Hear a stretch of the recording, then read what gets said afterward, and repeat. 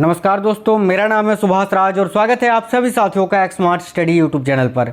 साथियों, आज की इस क्लास में रेलवे एग्जाम्स 2024 के लिए साइंस के प्रैक्टिस सेट नंबर 1 को देखेंगे। तो ये क्लास बहुत ही इंपॉर्टेंट होने वाला है। इस क्लास में टोटल 50 क्वेश्चंस रहेंगे आपके एग्जाम्स के लिए और ये क्वेश्चंस आपके railway technician, assistant loco pilot, railway RPF, NTPC, group D सभी एग्जाम्स के लिए इंपॉर्टेंट होंगे। तो आपको आज का ये क्लास कंप्लीट देख लेना है। शुरू करते हैं पहले क्वेश्चन के साथ। सभी से रिक्वेस्ट है वीडियो को एक लाइक और अपने दोस्तों के साथ जरूर शेयर कर दीजिएगा। तो देखिए, पहला क्वेश्चन है, फ़ारेनहाइट स्केल पर किसी वस्तु का ताप 212 डिग्री फ़ारेनहाइट है, तो सेल्सियस पैमाने पर उस वस्तु का ताप कितना होगा।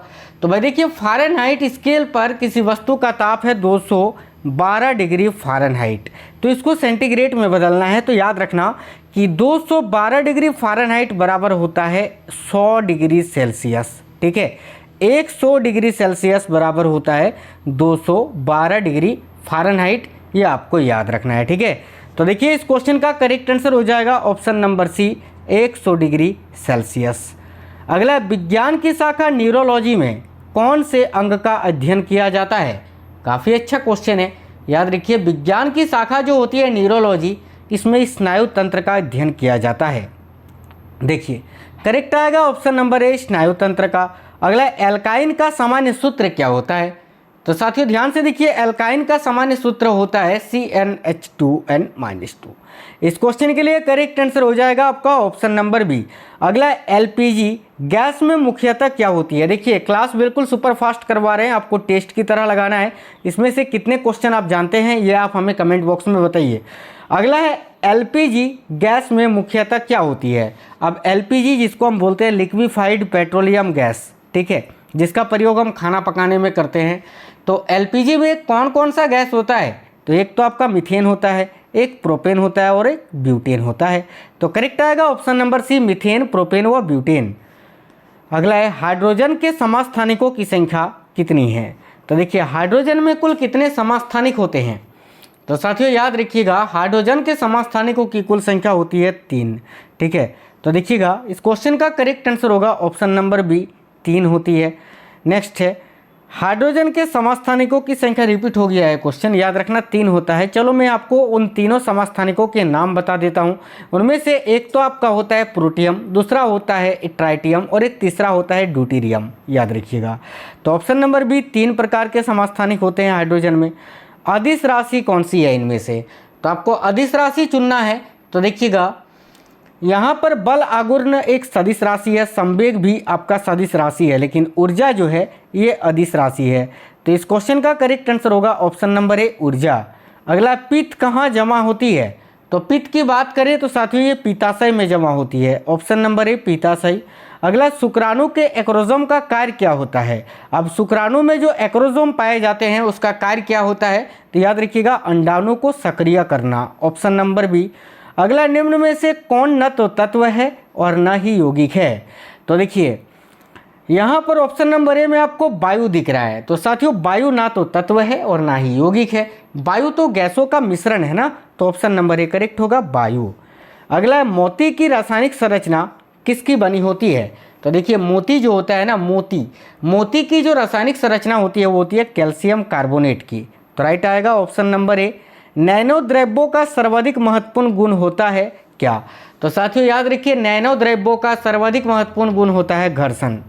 ठीक है, देखिए घर्षण करेक्ट आएगा। हाइपो का रासायनिक सूत्र आपको पूछ रहा है क्या होता है। तो याद रखिए हाइपो का रासायनिक सूत्र क्या होता है, देखिएगा Na2H2O3 with 5H2O। Option number A इस क्वेश्चन के लिए करेक्ट आएगा, इसको आप नोट करके रखना। ठीक है, याद कर लेना इस क्वेश्चन को। आगे देखिए, निम्नलिखित में से कौन सी गैस वायु को प्रदूषित नहीं करती है। तो भाई वायु को प्रदूषित नहीं करती है, इनमें से वो कौन सी गैस है। तो ऑप्शन नंबर ए में ऑक्सीजन दिख रहा है, तो ऑक्सीजन ही करेक्ट होगा। बाकी carbon monoxide, carbon dioxide, sulphur dioxide, ये सभी तो वायु को प्रदूषित करते हैं, लेकिन ऑक्सीजन प्रदूषित नहीं करती है वायुमंडल को। तो ऑप्शन नंबर ए राइट होगा। रेफ्रिजरेटर में फ्रीऑन क्या होता है।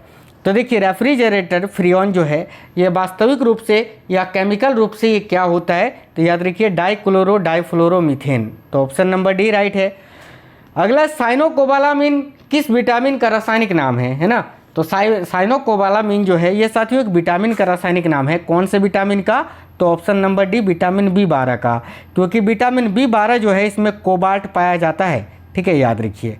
आगे देखिए, निम्नलिखित में से किस रंग का तरंगदैर्घ्य अधिकतम होता है? तो देखिए सबसे अधिक तरंगदैर्घ्य होता है लाल रंग का। ऑप्शन नंबर डी करेक्ट होगा, रेड।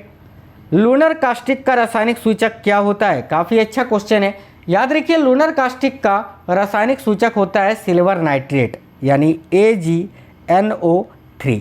करेक्ट है option number B, silver nitrate. Next है, ल्यूमेन किसका मात्रक है? तो साथियों देखिए, ल्यूमेन जो है ये किसका मात्रक है? तो ज्योति फलस्क का, यानी राइट आएगा ऑप्शन नंबर बी। सोयाबीन में प्रोटीन का प्रतिशत कितना होता है? यानी सोयाबीन में कुल कितना प्रतिशत प्रोटीन पाया जाता है? तो याद रखिए 42%, जो कि सबसे अधिक होता है साथियों। सबसे अधिक प्रोटीन सोयाबीन में ही पाया जाता है, याद रखना 42% तक। मॉर्फिन किससे प्राप्त होती है?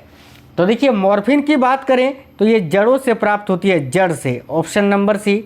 सॉफ्टवेयर के लिए एक अन्य शब्द क्या है? जैसे कि हम बोलते हैं ये एक सॉफ्टवेयर है, तो सॉफ्टवेयर को हम अन्य किस एक नाम से जानेंगे? तो देखिए करेक्ट आएगा यहाँ आपका program. Option number C, program. अगला है, एक स्वतंत्र रूप से लटका हुआ चुंबक सदैव ठहरता है किस दिशा में? तो साथियों याद रखना, जो मैग्नेट होता है ना वो हमेशा नॉर्थ और साउथ को इंडिकेट करता है, यानी उत्तर और दक्षिण को। तो करेक्ट आंसर होगा ऑप्शन नंबर सी, उत्तर और दक्षिण दिशा में। अगर अग्नाशय में खराबी हो तो क्या होगा? तो भाई हमारे शरीर की जो सेकेंड लार्जेस्ट ग्लैंड है, यानी दूसरी सबसे बड़ी ग्रंथि है, ठीक है, वो है अग्नाशय। और अगर अग्नाशय में खराबी हो जाता है तो क्या होता है? इंसुलिन और ग्लूकामोन नहीं बनेंगे। और साथियों जब इंसुलिन और ग्लूकामोन नहीं बनेंगे तो कौन सी बीमारी होगी? शुगर की बीमारी हो जाएगी। आगे देखिए, सेब एवं नाशपाती में खाने योग्य भाग क्या होता है? याद रखिए, सेब एवं नाशपाती का खाने योग्य भाग होता है मांसल पुष्पासन। Option number D. विकास की प्रक्रिया में मनुष्य का निकटतम प्राणी क्या होता है? साथियों याद रखिए, विकास की प्रक्रिया में मनुष्य का निकटतम प्राणी होता है बंदर। Option number B, monkey. शरीर के लिए एंजाइम आवश्यक होते हैं क्यों? तो देखिए शरीर के लिए एंजाइम आवश्यक होते हैं क्योंकि साथियों ये जीव रासायनिक क्रियाओं के उत्प्रेरक होते हैं। ऑप्शन नंबर डी करेक्ट होगा। निम्नलिखित में से कौन सा एक कंप्यूटर वायरस है? देखिए चारों में से कौन सा एक कंप्यूटर वायरस है? तो माइकल एंजेलो जो है ये कंप्यूटर वायरस है। तारा मछली के नाम से किसे जाना जाता है? याद रखिएगा, तारा मछली के नाम से एस्टोरियस को जाना जाता है। ऑप्शन नंबर ए राइट होगा। माइकोराजा सहजीवी संबंध होता है किसके बीच? तो देखिए माइकोराजा सहजीवी का संबंध होता है किसके बीच? तो कवकों तथा उच्च पौधों की जड़ों के बीच, याद रखिएगा। सूक्ष्म जीव कहाँ मिलते हैं? तो साथियों सूक्ष्म जीव जो होते हैं ये कहाँ से प्राप्त होते हैं, कहाँ मिलते हैं? तो भाई देखिए इन सभी में, यानी लवण युक्त पानी में, रेतीली मिट्टी में, दलदल भूमि में, इन सभी में, याद रखना। अगला एंटीफ्रीज ये किसका मिश्रण है? तो साथियों एंटीफ्रीज जो है ना ये मिथाइल अल्कोहल व जल का मिश्रण होता है। चटका हुआ कांच चटकीला प्रतीत होता है किसके कारण? काफ़ी अच्छा क्वेश्चन है, याद रखिए। चटका हुआ कांच चटकीला प्रतीत होता है पूर्ण आंतरिक परावर्तन के कारण। Option number D. कंप्यूटर के संदर्भ में ALU का तात्पर्य क्या होता है? तो देखिए कंप्यूटर के संदर्भ में ALU का फुल फॉर्म क्या होता है? तो अरिथमेटिक लॉजिक यूनिट, याद रखिए। ऑप्शन नंबर बी राइट होगा। अगला स्पर्मेटिमोम कहाँ से प्राप्त होता है? तो साथियों स्पर्मेटिमोम जो होता है ये कहाँ से प्राप्त होता है? तो व्हेल मछली से, याद रखिएगा। अगला 14 वर्ष तक के आयु के बच्चों के विकास के लिए निम्नलिखित में से कौन सा सबसे अधिक महत्वपूर्ण है? तो 14 वर्ष तक के आयु के बच्चों के लिए सबसे महत्वपूर्ण होता है साथियों प्रोटीन, याद रखना। Option number A protein. अगला निम्न में से कौन सा माउस के जैसा कार्य करता है? कंप्यूटर का जो माउस होता है ना उसके जैसा कार्य करता है, तो याद रखिएगा track ball. Option number D. Next है, बुढ़ापे में दूरदृष्टि वह खराब होती है जिसमें लेंस क्या होता है? तो बुढ़ापे में दूरदृष्टि वह खराब होती है जिसमें लेंस जो होता है ना क्या होता है? बहुत अधिक छोटा हो जाता है। तो ऑप्शन नंबर डी करेक्ट है। रक्त जमने में किस तत्व की मुख्य भूमिका होती है? तो साथियों रक्त जमने में सबसे अधिक मुख्य भूमिका होती है कैल्शियम की। तो ऑप्शन नंबर बी करेक्ट आएगा, कैल्शियम। अगला लॉ ऑफ फ्लोटिंग यानी उत्प्लावन का सिद्धांत जो है ये किसने दिया था या इसकी खोज किसने की थी? तो याद रखिए आर्किमिडीज ने। Option number D. अगला है देखिए इप्सम सॉल्ट का रासायनिक सूत्र क्या होता है? तो साथियों इप्सम सॉल्ट का रासायनिक सूत्र आपसे पूछा जा रहा है, जो कि होता है मैग्नीशियम सल्फेट विथ 7H2O, यानी option number D right answer होगा।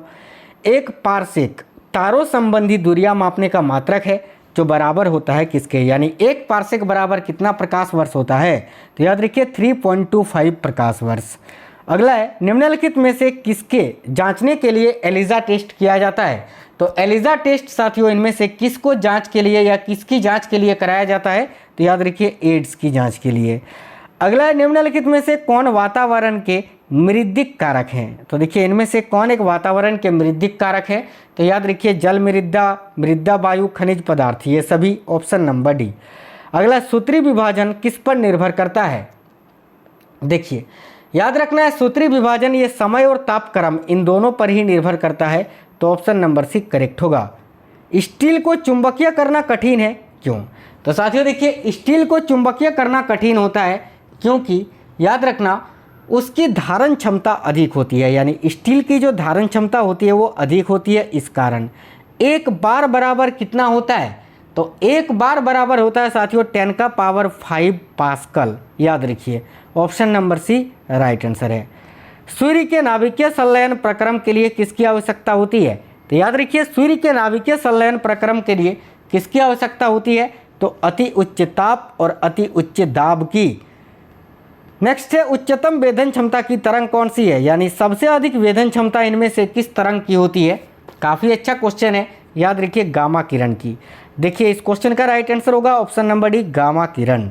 नेक्स्ट है दूध का पीएच मान कितना होता है, याद रखिए दूध का पीएच मान होता है 6.6, ठीक है करेक्ट आएगा ऑप्शन नंबर बी। साथियों रेलवे एग्जाम्स के लिए स्पेशली ये जो है ना साइंस का क्लास एक था, जो कि बहुत ही इंपॉर्टेंट क्वेश्चंस मैंने आपको करवाए आज के इस क्लास में, ठीक है रेलवे एग्जाम का प्रैक्टिस सेट नंबर 1। तो आपको क्वेश्चंस कैसे लगे हैं कमेंट बॉक्स में बताइए, और अगर क्लास आपको अच्छा लगा है तो लाइक और अपने दोस्तों के साथ शेयर जरूर करिए। चलिए तो मिलते हैं नेक्स्ट वीडियो में, तब तक के लिए जय हिंद, वंदे मातरम।